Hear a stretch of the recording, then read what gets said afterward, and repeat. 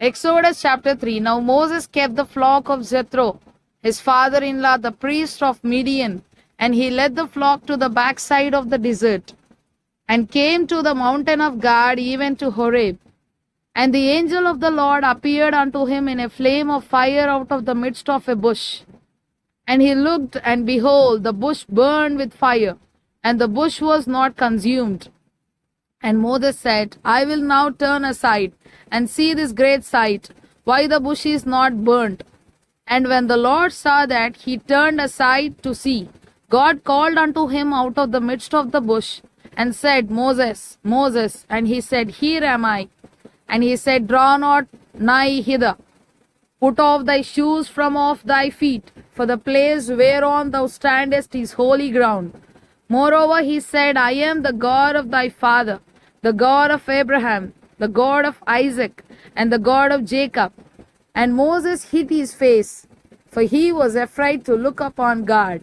And the Lord said, I have surely seen the affliction of my people which are in Egypt, and have heard their cry by reason of their taskmasters, for I know their sorrows. And I am come down to deliver them out of the hand of the Egyptians, and to bring them up out of that land unto a good land and a large, unto a land flowing with milk and honey, unto the place of the Canaanites, and the Hittites, and the Amorites, and the Perizzites, and the Hivites, and the Jebusites.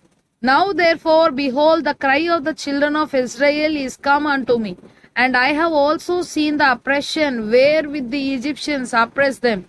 Come now therefore, and I will send thee unto Pharaoh, that thou mayest bring forth my people, the children of Israel, out of Egypt. And Moses said unto God, Who am I, that I should go unto Pharaoh, and that I should bring forth the children of Israel out of Egypt? And he said, Certainly I will be with thee, and this shall be a token unto thee, that I have sent thee.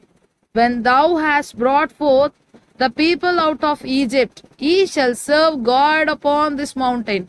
And Moses said unto God, Behold, when I come unto the children of Israel, and shall say unto them, The God of your fathers hath sent me unto you, and they shall say to me, What is his name? What shall I say unto them? And God said unto Moses, I am that I am.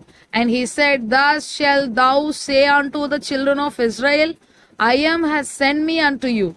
And God said moreover unto Moses, Thus shalt thou say unto the children of Israel, The Lord God of your fathers, the God of Abraham, the God of Isaac, the God of Jacob, hath sent me unto you. This is my name forever, and this is my memorial unto all generations. Go and gather the elders of Israel together, and say unto them, The Lord God of your fathers, the God of Abraham, of Isaac, and of Jacob, appeared unto me, saying, I have surely visited you, and seen that which is done to you in Egypt.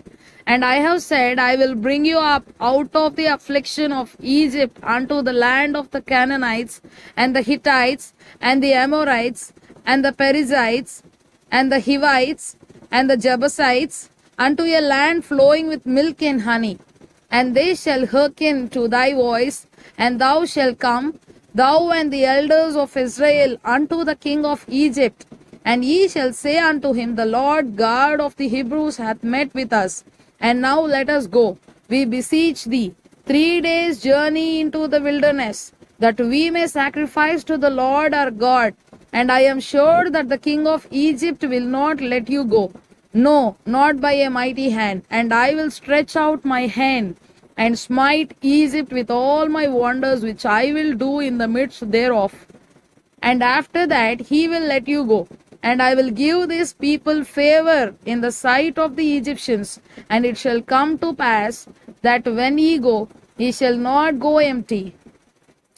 But every woman shall borrow of her neighbor, and of her that sojourneth in her house, jewels of silver, and jewels of gold, and raiment, and ye shall put them upon your sons, and upon your daughters, and ye shall spoil the Egyptians.